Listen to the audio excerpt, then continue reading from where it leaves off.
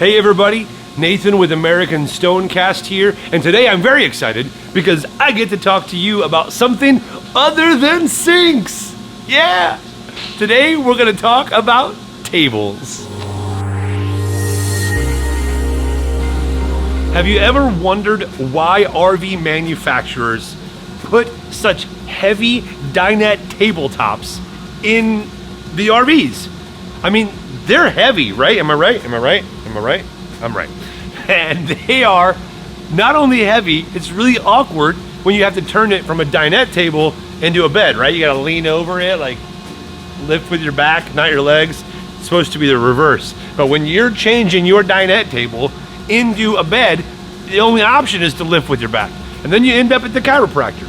So, we think there's probably a couple of reasons why RV manufacturers keep doing this. One is that's just the way it's always been done. Number two is that the RV owners of the world have not had the right information to stand up against the tyranny of the heavy tabletop. But today we take our stand against the tyranny of the tabletop. Today we say, tabletop, you have gone this far, but no! Sorry, I got a little carried away there.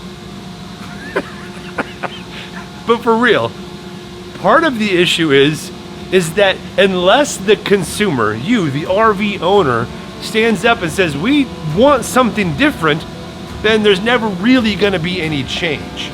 So today we wanna give you the information you need to make a change. The third thing is it just comes down to money, right? It always comes back down to money.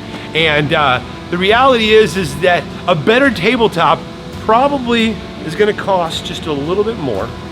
However, we think what costs a little bit more in production is in the long run gonna save you money in downtime and in chiropractor bills. So, let's take a look at the American Stonecast tabletop and how we believe it can help you in your search for rest, relaxation, and adventure.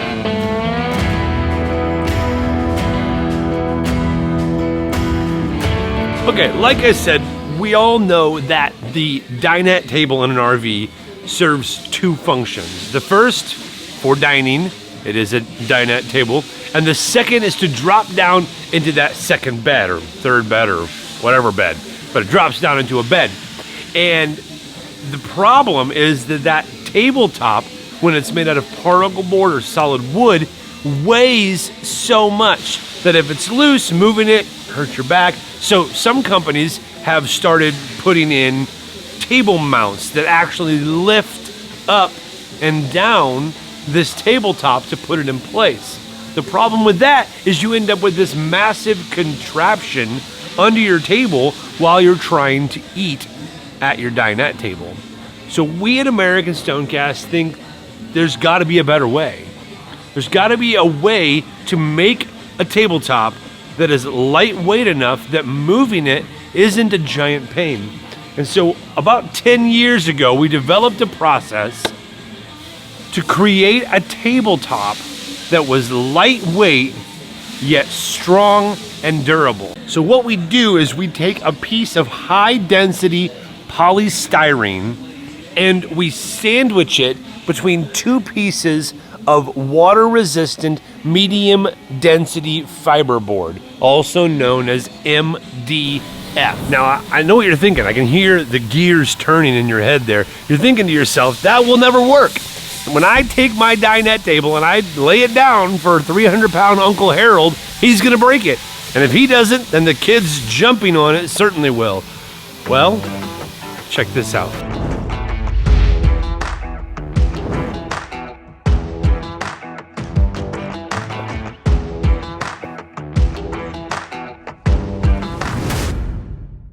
All right, so here I am on one of our tables, standing on it right here. So let's, let's jump on it and see what happens. You ready?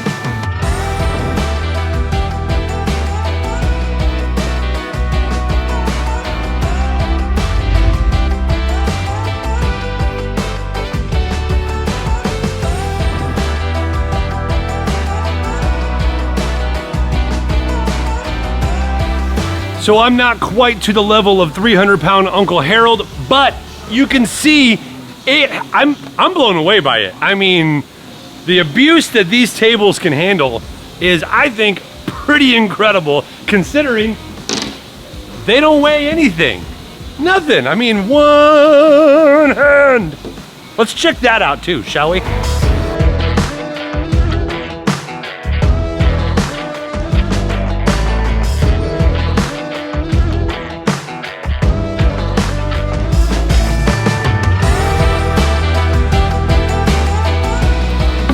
So what you see behind me is my super scientific scale.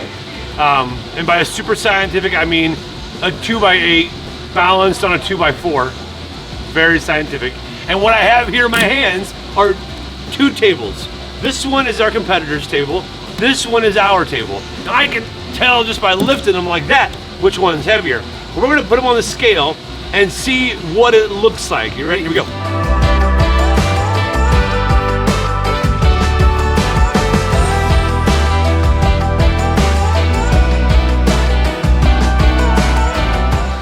All right, as you saw, when I put the competitor's table on the scale and I put ours on, nothing happened. So now I'm gonna add some more of our tables to see how many it takes to outweigh the competitor. Let's start with one, here we go.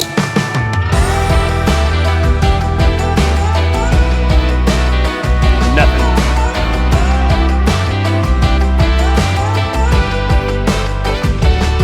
There we go. It took 3 of our tables to outweigh 1 of our competitors' tables.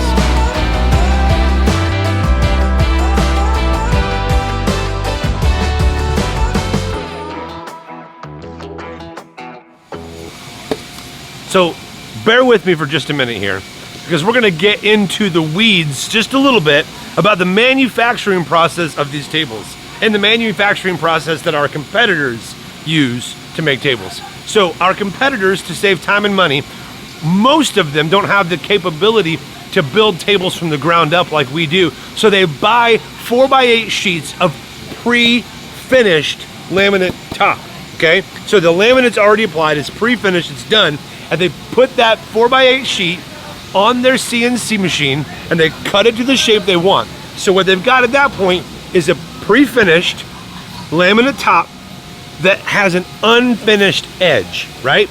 So what that means is that they have to now apply an edge to a pre-finished table. So what happens is they can either use T-mold or they cut a little groove in the edge there, and then they put the T-mold, the vinyl T-mold on there, and it's kind of a rubbery plastic. You know what I'm talking about, you've seen it, but that can expand and contract, and it doesn't last very long. Or they can put just a laminate edging on there. But what happens is, because the top is already finished, the edging sticks out over the top like this. And so when you put something heavy on top of it and you pull it off, what happens? It grabs that edge and it pulls it free, right? And you've done it before, I've done it. It's so frustrating. So we decided to do ours just a little differently. First of all, we create our own substrate like this, okay? And then, before we laminate the top, we go cut the shape on the CNC machine, and now we have an unfinished shape to work with. From there, we finish the edge first. Now that's important, because what that does is we've got a finished edge, and then we put the top on the finished edge. So that means when you put something heavy on the table and you pull it off, there's nothing to grab onto. It's smooth, it's free, it's clear, and you don't have that edge pulling away. It's the little things that make a big difference. Another manufacturing possibility, a way to manufacture to finish tables, is called the vinyl wrap. And a vinyl wrap is kind of what it sounds like. You create your table, and then instead of laminate or granite light or however you want to finish it, instead of doing that, you cover it in vinyl and then you kind of heat shrink it to the table. It creates kind of what feels kind of like a solid piece. However, it's essentially just a thin piece of vinyl that is over the top. And so what happens is if you take your knife, let's say you're chopping onions, and you start chopping at it. Now, granted, it's not gonna be, you know, oh, just a little thing. It's a little tougher than that. But what happens is once it starts, it just begins to peel away. So I got a piece loose here, and as you can see, it just begins to peel.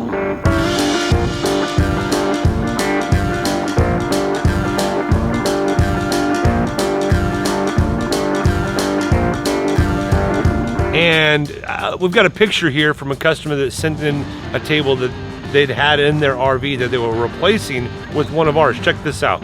You can see it just begins to peel away, and after a little bit of time, the next thing you know, you're not really sure which color your table is. So vinyl wrap looks good to start, but it's really easy for it to kind of just begin to chip away, and the next thing you know, your table looks like that.